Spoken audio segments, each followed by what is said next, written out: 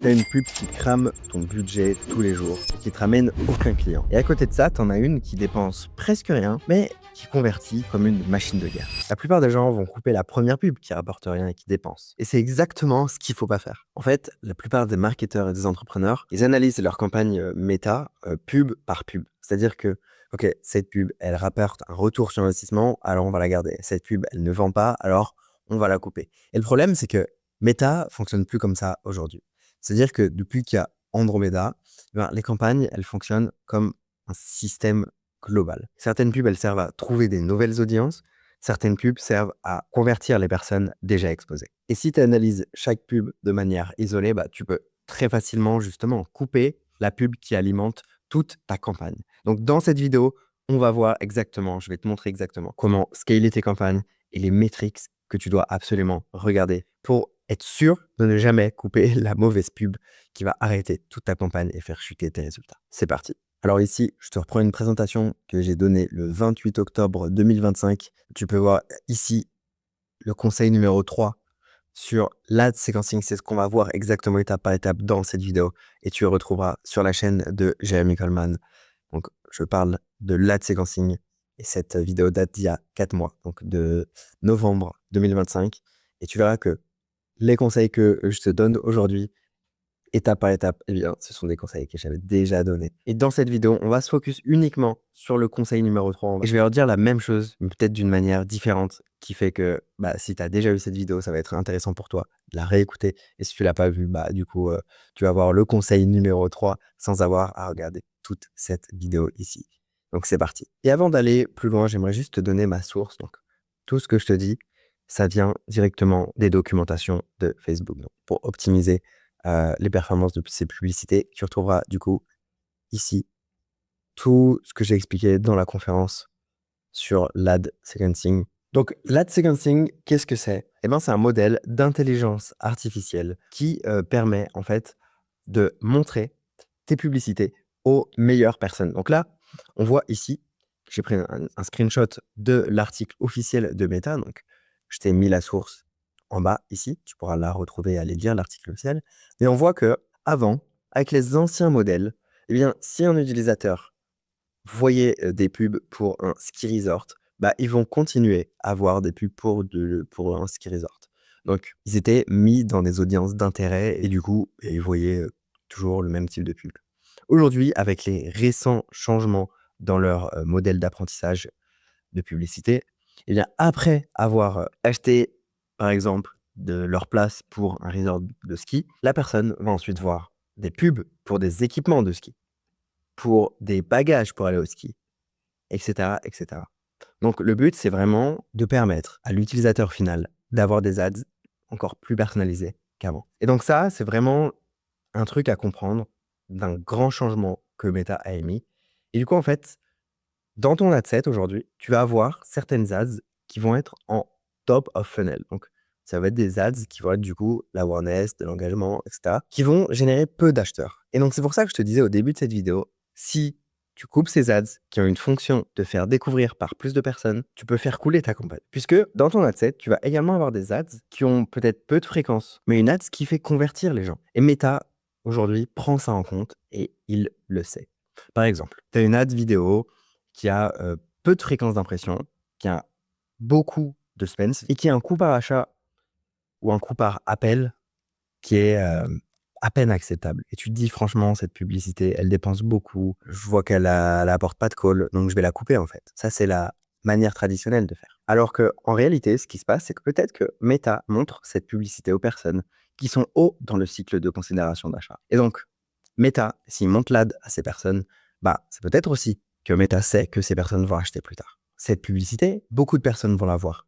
Et Meta sait que potentiellement, c'est des personnes qui pourront acheter. Donc si toi, tu essayes d'être plus intelligent que Meta et de couper cette publicité, ça peut te faire dégringoler les résultats de ta campagne entière. Puisque c'est une séquence d'ads. Et c'est pour ça qu'on parle de ad sequencing. C'est vraiment une séquence d'ads. Et dans le même ad set, tu peux avoir une image qui est extrêmement élevée. Les gens revoient cette publicité en continu, avec très peu de spend et un coût par achat ou un coût par call qui est excellent. Parce qu'en fait, Meta va montrer cette publicité aux gens qui sont prêts à acheter.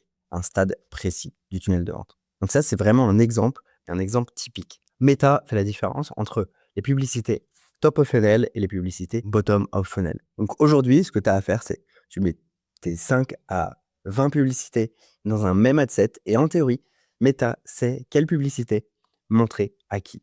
Il va faire des hypothèses, il va lire tes scripts de publicité, il va regarder tes images et il va dire OK, cette publicité, je vois qu'elle matche mieux avec ce type de personnes qui sont dans le top of funnel.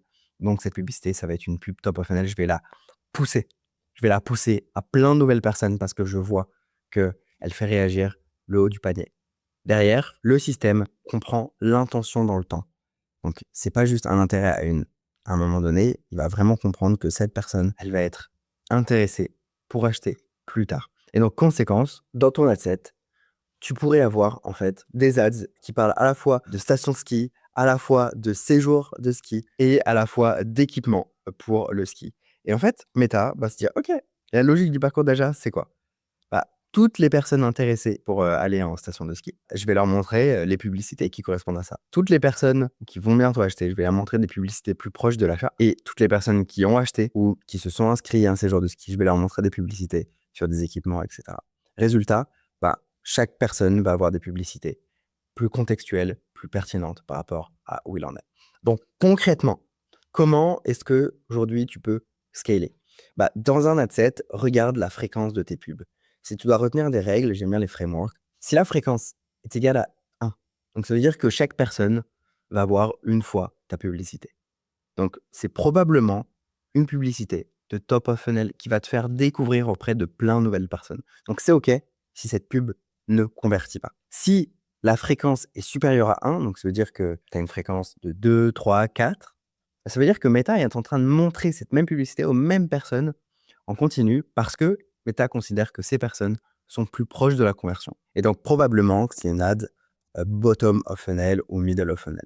Donc plus il y a de fréquence, donc plus la fréquence est élevée, plus c'est une publicité bottom of funnel. Donc regarde derrière si toi tu veux scaler, si le ratio est équilibré. C'est-à-dire que est-ce que la majorité de tes ads ont une fréquence supérieure à 2? Parce que si c'est le cas, ça veut dire que probablement, tu n'as pas de publicité top of funnel qui va te faire découvrir pas de nouvelles personnes. Donc, c'est-à-dire que si tu veux scaler et que tu as une fréquence élevée, comment tu peux scaler vu que Meta, il montre tes publicités toujours aux mêmes personnes?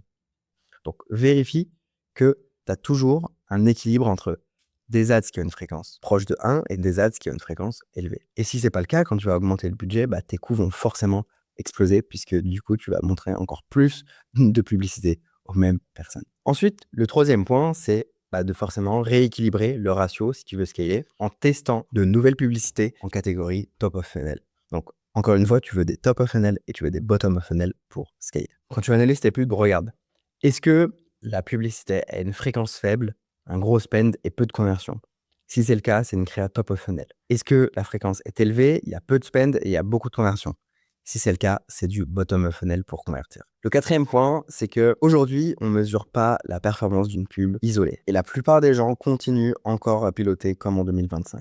Mais sauf que ça, c'est une erreur.